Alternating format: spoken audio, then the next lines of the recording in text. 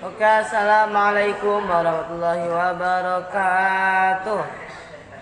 Alhamdulillahirrabbilalamin.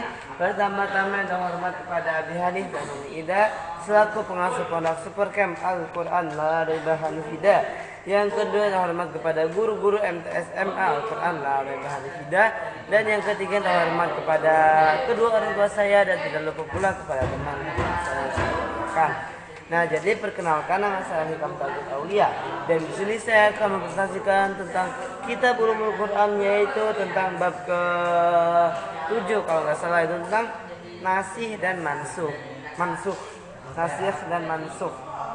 Nah, jadi yang pertama, apa itu nasih? Nah, nasih menurut Lughawiyah atau menurut etimologi atau menurut bahasa, nasih yaitu adalah izalah atau menghilangkan. Nah, sedangkan menurut istilah nasih yaitu adalah mengangkat hukum syara dengan dalil hukum syara lain. Nah, jadi ada yang mengatakan juga bahwa nasih yaitu adalah memindahkan sesuatu ke tempat yang lain. Contohnya itu seperti surat Al-Jasiyah surat ke-45 ayat 29. Yaitu tentang pokoknya itu tentang memindahkan suatu amalan ke dalam bentuk tulisan. Nah, itu pokoknya seperti itu contohnya. Kemudian menurut pendapat ulama, nah jadi di sini itu ada dua golongan. Nah, golongan yang pertama yaitu adalah golongan yang menerima nasih dan mansuh.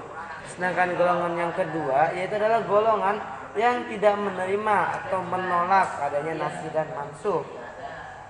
Nah, menurut ulama mutaqaddimin, nasih dan mansuh itu adalah pembatalan hukum dengan pengeluaran hukum. Pembatalan hukum dengan mengeluarkan hukum dan penjelasan yang datang. Salah. Menurut ulama mutaqaddimin, nasih itu ada pengertian nasih dan mansuh itu ada tiga.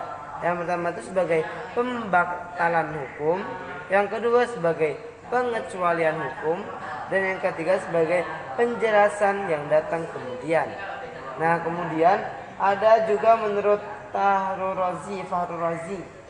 Nah, menurut Fahru Razi, nasih dan mansuh itu dibagi menjadi tiga.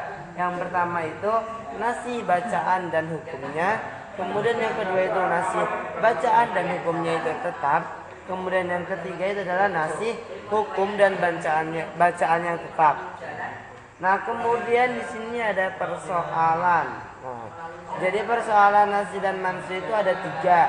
Yang pertama itu sesuai dengan teksnya dinasah. Kemudian yang kedua itu sesuai hukumnya yang dinasah. Kemudian yang ketiga itu persoalan hukum dan teksnya yang dinasah. Nah, kemudian di situ apa sih hikmah mempelajari adanya nasih dan mansuh? Nah, jadi hikmah adanya nasih dan mansuh menurut ulama apa gitu? Itu adalah sebagai hukum yang tidak diundang untuk kemaslahatan agar berubah atau yang dapat berubah atau berbeda di waktu dan tempat yang pada waktu dan tempatnya. Nah, jadi misalnya itu ada suatu hukumnya itu sama tapi akan berbeda apabila waktu dan tempatnya itu berbeda, seperti itu. Nah, itu akan berubah lagi hukumnya itu akan berubah lagi tapi intinya itu seperti sama. Nah, kemudian menurut Said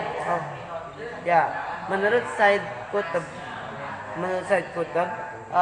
nasih dan mansuh yaitu adalah kemauan Tuhan untuk kepentingan atau kemaslahatan manusia. Nah, jadi menurut Said Qutb ini nasih dan mansuh itu adalah suatu hukum, suatu kemauan Tuhan agar manusia itu dapat mempunyai kemaslahatan tersendiri. Oke, sekian dari saya. Kurang lebihnya mohon maaf. Ihdinas siratal mustaqim. Wassalamualaikum warahmatullahi wabarakatuh.